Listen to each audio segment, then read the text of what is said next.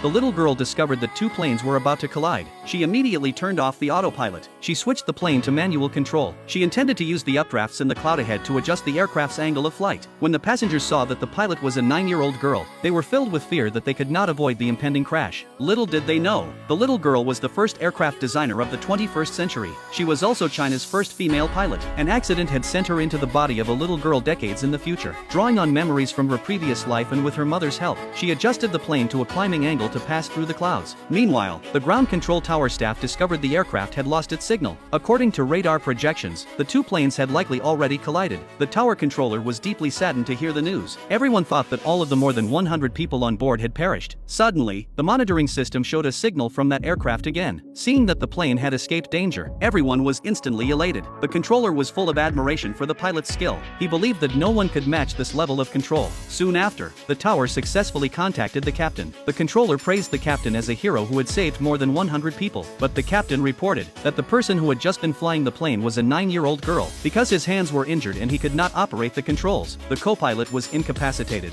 Hearing this, the controller found it unbelievable. No one believed that a 9-year-old girl knew how to fly a plane. After investigating the passenger manifest, they confirmed that one of the passengers was indeed a 9-year-old girl. Only then did the controller believe the captain. He immediately reported the incident to his superiors. When the leadership learned that the little girl had detected the aircraft malfunction and had piloted the plane to avoid a catastrophe, he exclaimed that the little girl was a once-in-a-century genius. He planned, after the plane landed, to hold a grand commendation ceremony for the little girl. He wanted everyone to know that a little hero had emerged in aviation. The captain informed the little girl of the leadership's commendation. The little girl said that she had not saved people for the sake of recognition, because ensuring passengers' safety is the mission of everyone in aviation. She was simply doing what she was supposed to do. The captain felt very gratified upon hearing this. He believed that the little girl would one day become an outstanding pilot. Suddenly, the plane was struck by lightning. The flight attendants screamed in fright. However, the little girl remained remarkably calm. Even though she knew this would be an even tougher test, she informed the tower staff that many of the aircraft's electronic systems had failed, and that the aircraft was in a thunderstorm zone. Before the tower could reply, the aircraft had already lost contact. Hearing this, the controller grew tense again.